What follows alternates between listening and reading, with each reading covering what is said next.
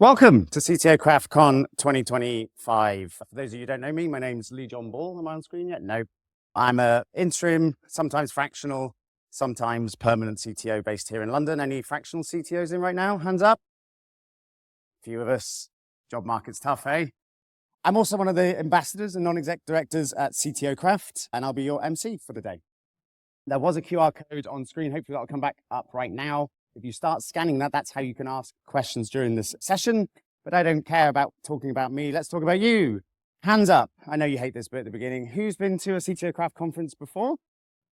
Oh, I love that. Well done. You've got great taste. You win 10 Lee John points, redeemable nowhere.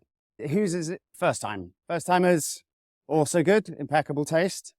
Who have never heard of CTO Craft before the conference today? Well done for putting your hands up. 100 points. Why not? Who's never heard of CTO Craft? No recruiters slipped in. Well done. So those are our three main groups: the regulars, new people, and people new to the community. And I want to tell you all a little bit for each of you. So for those of you who were here last year, welcome back. We've got the usual main track here in this room today. There are conversations, like our roundtables track, happening outside. But this year, we've got a new breakfast experience. Tomorrow, I'll be talking about it today, CTO Craft Circles. You get a taster of circles, and more on that later. If you're new to the conference, firstly, welcome. I'm sure you've all had the coffee downstairs. There is a barista downstairs from our sponsors, T5. So thanks for them. If you have a production issue, statistically, 4 people will have a production issue today. There is a quiet space. We're laughing, but we know it's true, right? And I know your devs are using LLM, so your data is brittle as well. So there is a quiet space downstairs if you need to take calls or just work or you're bored of me. If you need help, our team, anyone with a black lanyard is the CTO Craft team. They'll be there to help. We've also got, for your badges, stickers. So if you don't want to be approached by any of our sponsors, or you've got a preferred pronoun, or you just want to put something funny on there are stickers downstairs. So welcome. And for those of you that are new to CTO Craft, maybe you've just joined the community to get the discount, or you're there to do some learning. Our community was founded to solve probably what all of the founding members of CTO Craft felt, that tech leadership, that transition from doing work and being measured on output to having to think about the nature of work and make decisions on work wasn't represented very well in business textbooks and in conferences. In fact, I saw a LinkedIn post yesterday because I had nothing to do. It was a Sunday. And it said, we all are trained on this type 1 work. Let's get stuff done, get stuff done, get stuff done. And the reason everyone's bad at strategy is no one gets trained on anything else. And I think that's doubly hard for the people in this room. Like, I don't know about all of you, but I can't give up that technical work. I still have to be deeply technical. I still have to have that knowledge. Any COBOL programmers in the room? 1? Christ, mainframes are going down today. Wow, you're brave. You're brave.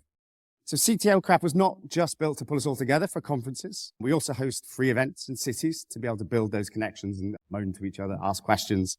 In towns like London, Berlin, Boston, if we're not represented in your town, see one of the teams. If we can build a community there, we can. And as well as conferences, we have our newsletter, Tech Manager Weekly, which is a digest of everything that happened in tech leadership the following week. And we also have our learning and development platform, which is Campus. So some of you are probably subscribers to that. And finally, for those of you who really want to deep dive in leadership, CTO Craft provides one-to-one coaching and group coaching. And that's what our Circles breakfast is around tomorrow. So that's us. But what's on the agenda today? So we've got about, I can't remember what the time of the first coffee break is. We've got 3 sessions this morning. First up, we've got Stanley, engineering manager at Google. They'll be discussing CTO as a global citizen, because there's one thing us tech leaders love, as being responsible for everything now. Then Glyn, who will be talking about mitigating the hidden risks of emerging tools. And then later, Roxana will walk us through the first 100 days of the CTO. And I'm sure especially if you're in the fractional world, you know what that's like. Basically a speed run of, I don't know, imposter syndrome, disaster triage, and wondering what the hell the previous person was thinking. And then we'll have our coffee break, followed by a load more sessions in the afternoon. So yeah, that's us. Before we go, if you scan that Slido, that's your ability questions to the speaker. You can upvote questions that get upvoted typically are the ones that are asked earlier. Don't know, I didn't design it. That would be some product manager. Scan that and you can ask questions to all the speakers. And our first speaker I'd like to introduce up is Stanley.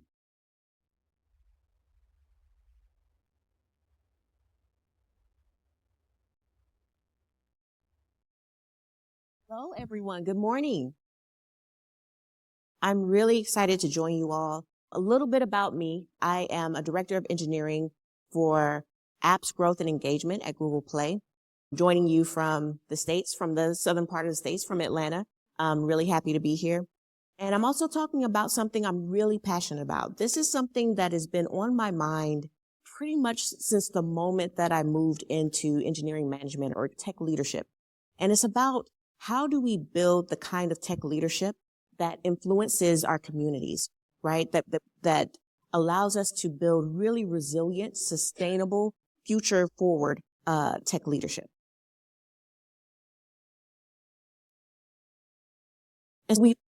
As much as we have created some really great things with technology, we've also created some things that have harmed communities, whether it's the disinformation that is driven by algorithms that are designed to make us angry and to make us feel very emotionally driven and really farm engagement, but not do much to help actually inform people and actually can destabilize communities and societies.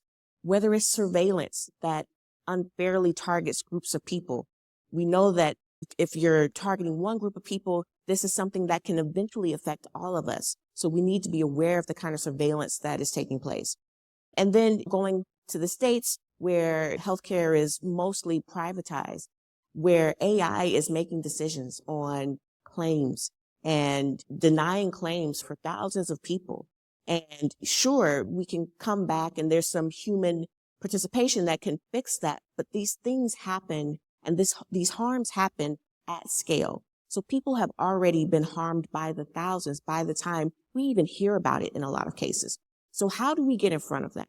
How do we plan for any technology, especially emerging technologies, that can have a lot of influence and effect on societies in the same way that we prepare our strategies and we prepare all of our kind of product design? Like, how can we get in front of that and think through this with awareness? And so Ruha Benjamin is a sociologist that always has this really intelligent commentary about the intersection of technology and society. Really, anything she writes, anything in tech talk, anything she speaks about, just injected into my veins. I think she's just really intelligent about how she thinks about this. And she talks about, I had the pleasure of hearing her speak in Atlanta, and she talked about, is technology our slayer or our savior? And it really, like when you think about it from that perspective, that is how we've talked about technology, even though we are the ones building the technology. That is how we have talked about technologies for decades. Technology is a tool, right? And it can do great things. It can do harmful things, but we are the ones at the driver's seat. But somehow the way we think about technology just completely relinquishes all control to the technology we created. And so she has this concept of an us-topia that suggests that the future is shaped by collective action, either for better or for worse. And this means that the impact of technology on society depends on values, assumptions, interests, and needs that shape our digital and physical worlds. And we are at the heart of that. And so I saw this post from Kelsey Hightower, who has given me tons of advice throughout my career and has never led me astray.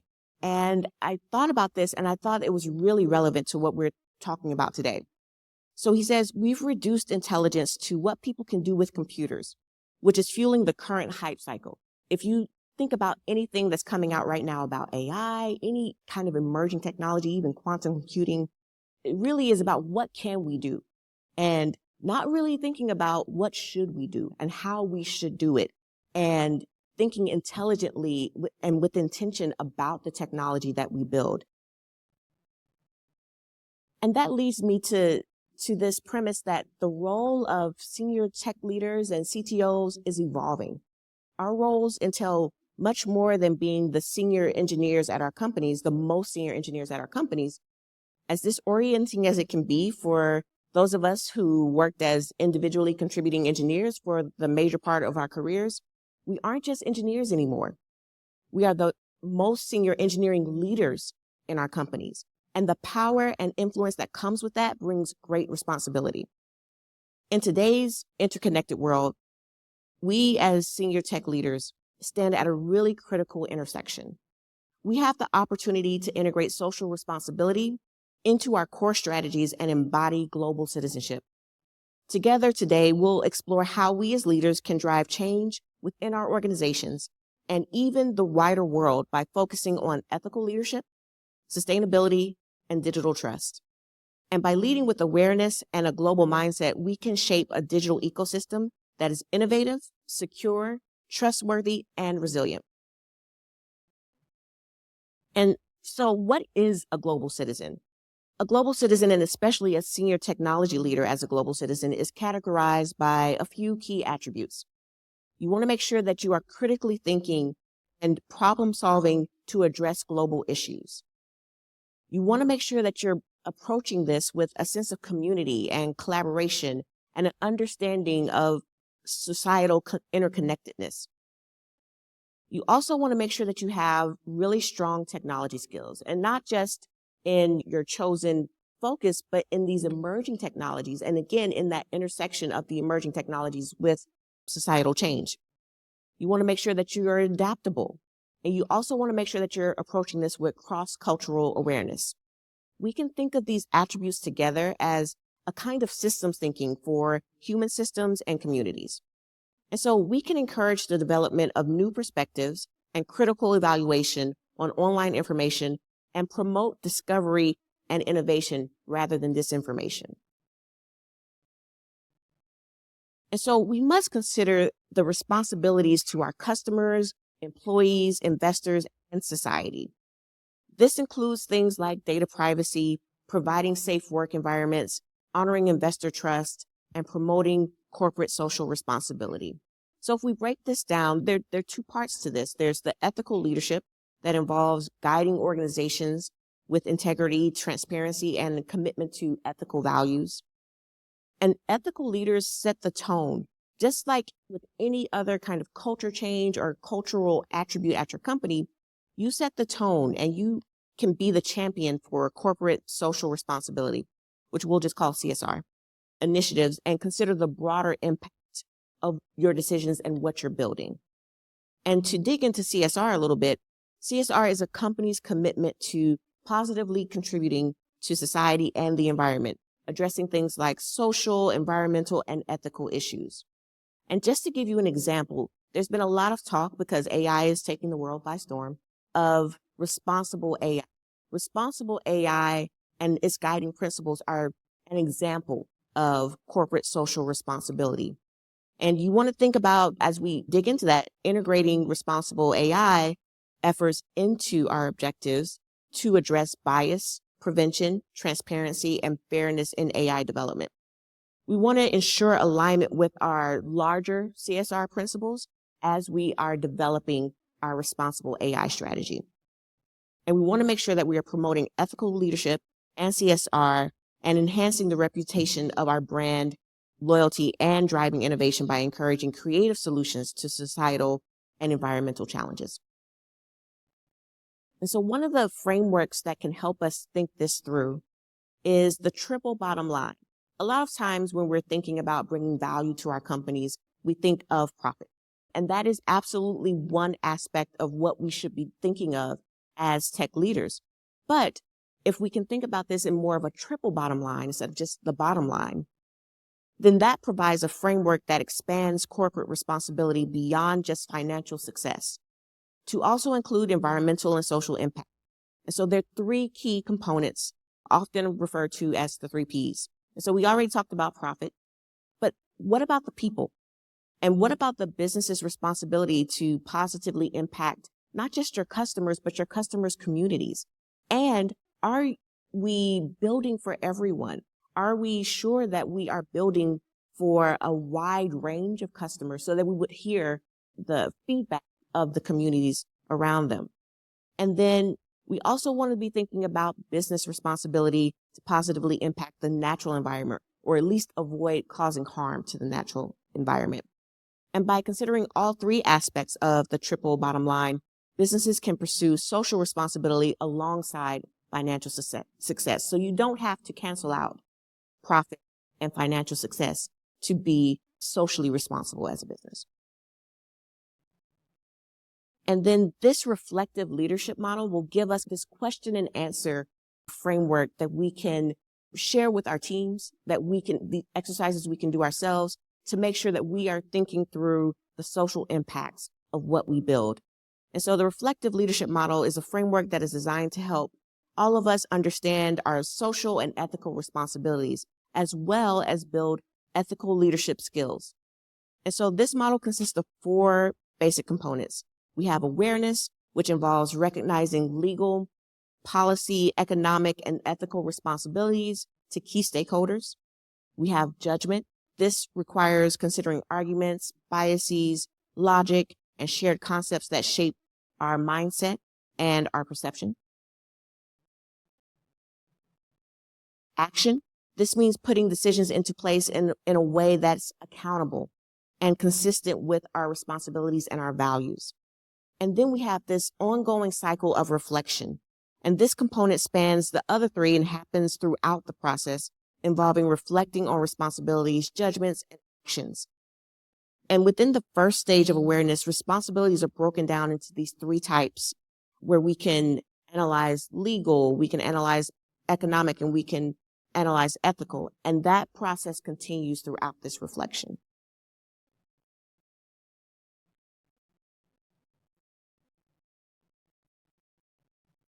And so how do we take these frameworks that we were just talking about and interweave them into the technology and the products that we build? How can we make this foundational to our tech strategy? If we're thinking about building a future forward tech strategy, these are some of the technologies and these are some of the topics that are going to come up in our strategy.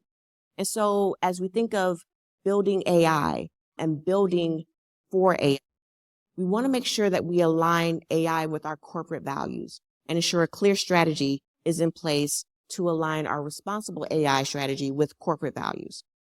We want to make a firm commitment to responsible AI and prioritize that along with any of our other technical strategy and include a wide array of stakeholders and make a firm material and philosophical commitment to responsible AI.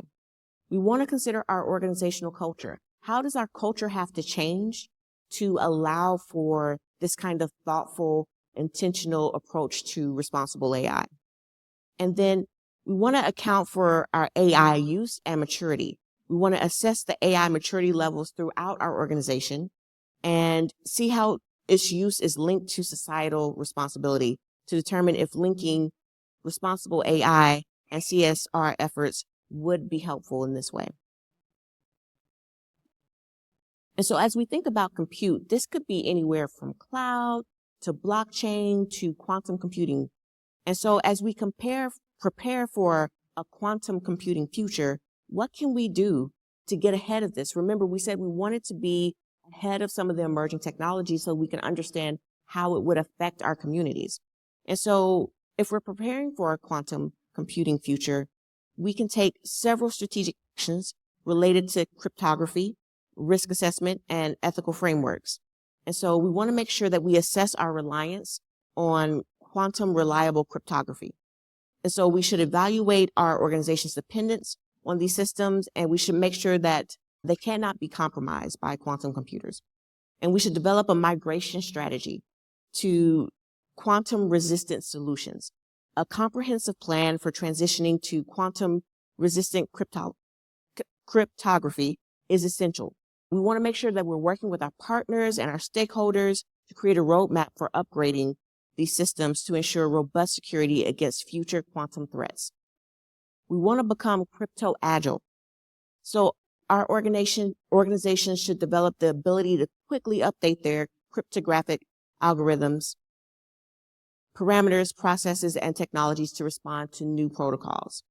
And then we want to make sure that we're following NIST guidelines and keep track of any quantum resistant encryption standards being developed by the National Institute of Standards and Technology, and prepare to implement them when they are available.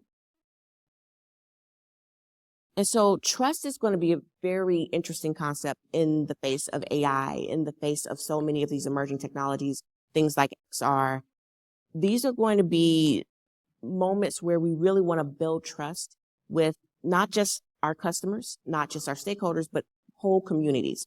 And so digital trust is the bedrock of innovation in this way because it fosters a secure, reliable, and ethical interaction with digital ecosystems. And so we want to make sure that we're maintaining this trust and this agreement with our community. And so, sure, there's customer satisfaction and operational efficiency, but there's also making sure that we have the foundations for secure interactions and making sure that we are building cybersecurity into our AI products. I know that we all have been reading the news about some of the newer kids on the block to AI. And I think in a lot of cases to get to market as quickly as they have, they've maybe cut corners with security. We're seeing how detrimental it can be. And so if you're building this foundationally into your product, that's something that you won't have to worry about. It won't be an afterthought because you are thinking about this from the very beginning. And we want to also be thinking innovatively in our security practices. We want to make sure that we're looking ahead and we're looking around the corner to protect our customers and our communities. And then we want to be thinking in this multi-platform, multi-channel kind of way. How can we build for everyone and build where they are, meet them where they are? And so this means taking into consideration the performance and networking considerations and constraints of a global audience. This means understanding that you meet your audience where they are, and that may mean research and development into emerging technologies. Maybe a majority of your audience is really in the XR and mixed reality space. And so how do you meet them where they are? Maybe a majority of your audience is in short form video and you had not anticipated moving into this marketing strategy or moving into this channel, but you have to be able to meet your audience where they are. It may also mean finding channels that resonate like podcasts and like other media that is developing right now. And so in conclusion, I think that we can be global citizens by embracing a lot of these principles that we've talked about today. And we want to make sure that we're emphasizing the importance of a proactive defense and shared responsibility and long-term investment. And by leading with this awareness and this global mindset, we can shape a digital ecosystem that is innovative, secure, trustworthy, and resilient. And we also want to make sure that we are prioritizing continuous education. Remember, we want to be looking at this in a very innovative way. You can innovate in this space in the same way that you can do other emerging technologies, and prioritize continuous education on ethical standards and emerging technologies and create a culture that encourages ethical decision-making. Thank you, everyone. You can find me online on LinkedIn, on Blue Sky, on our Discord for Refactor Tech, and also in my Code and Conscience newsletter where I talk about topics very much like this. Thanks.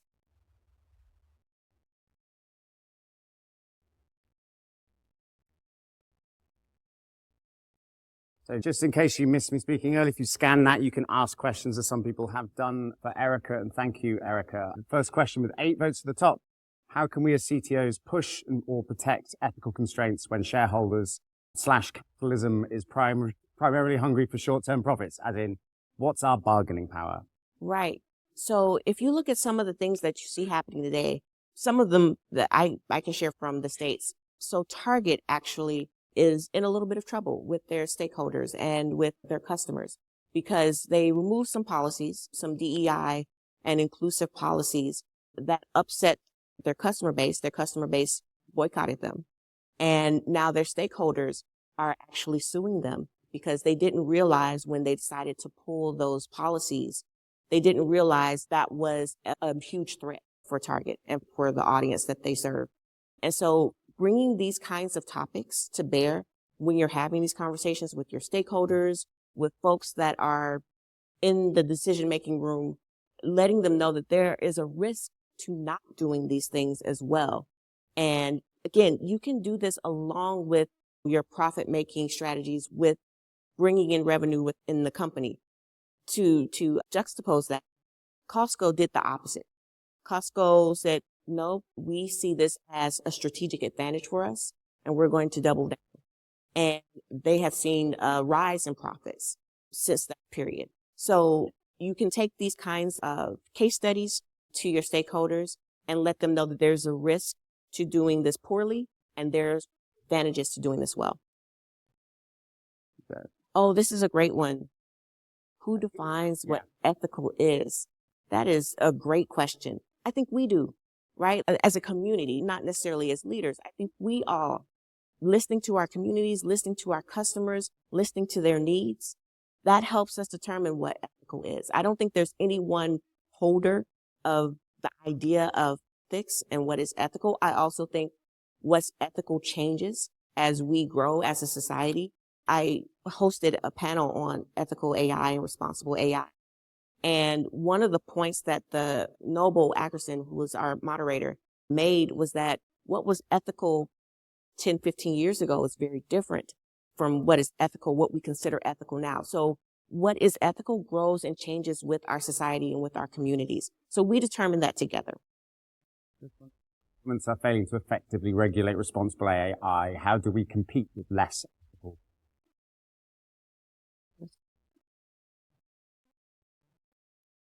That is a great question. I think it goes back to the digital trust, right? And how much of that trust is an advantage for your, like a strategic advantage for your company and for your product? Are people going to use your product or your competitor's product if they can't be sure that their data is secure? And so how can you turn that, instead of something that slows you down, or maybe your competitor is able to get to market more quickly, how can you instead turn that into a strategic advantage is how I would respond to that. You spoke about trust from a perspective of security, identity, and privacy. Have you looked at the psychology of how trust is built, broken, and repaired? Michelle? Oh, no, but I love that. I'm going to incorporate that. I don't know who asked that, but Michelle, that is a great idea. Next one, what is an example of linking AI's use and an ethical framework to an ethical? AI's use, for example.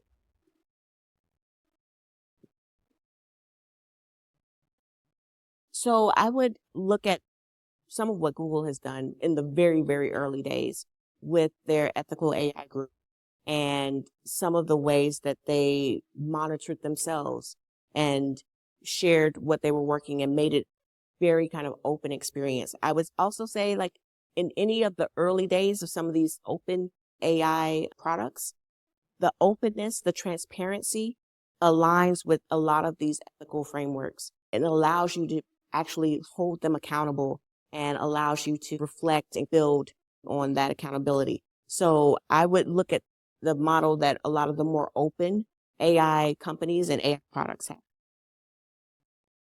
This one, should we be afraid that in Europe we all talk about, all we talk about is how to regulate AI and the rest of the world talks about how to make it better? I don't think they have to be separate conversations. I think you can talk about both. And that was the point I was trying to bring with the presentation, is that we don't have to think about these things separately and as mutually exclusive. One can make the other better. Question from Andy. How would you coach a CEO on being an ethical global citizen? What tactics are effective for influencing them? I think the first thing I would do is go on a listening tour and understand what's important to your customers, to your stakeholders, to their communities. That will help you get an idea of, first of all, where do you fit in now? Are there gaps in maybe your social responsibility strategies that you can, maybe there's some areas where you can adjust right away. But I would go on a listening tour. I would make sure that you are incorporating the feedback of the communities that you affect. Final question from John Senna. If megacorps are okay with breaking laws and taking a minor penalty, how can we count on them to be ethical? Oh, and another one. Great.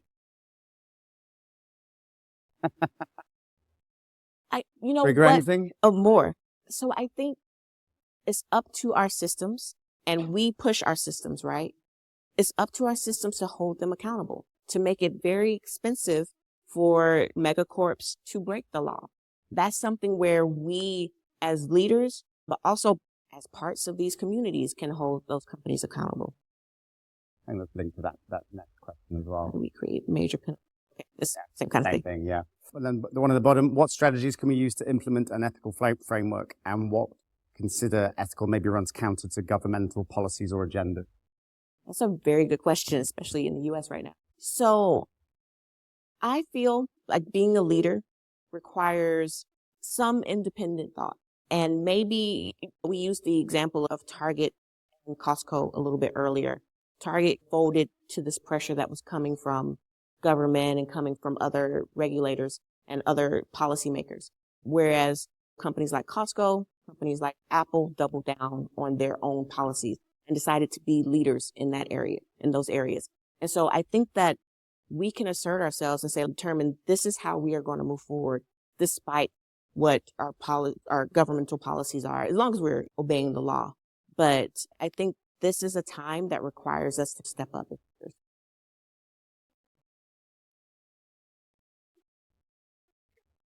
I love this. Thank Anonymously you as well, you cowards. so much. All right. Thank you, Erica, for a wonderful talk. Thank you. Well done. Thank you, Erica. At CTO Craft's last conferences, we actually shied away from a lot of AI topics and the ethics of them. But now, as they're encroaching into beyond productivity into leadership, I'm really pleased to hear that with our first keynote of the day.